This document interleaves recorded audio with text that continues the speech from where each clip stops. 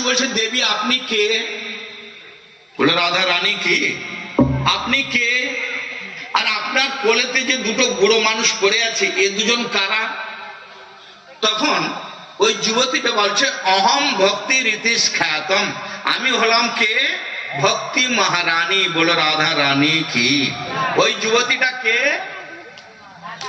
ভক্তি রানী। এই যে আমরা ভজন করি তার রানী। ইমৌমের তনৌ মতো, এই যে আমার কোলে দুটো বুড়ো পড়ে আছে, এই দুজন আমার তনৌ মানে ছেলে।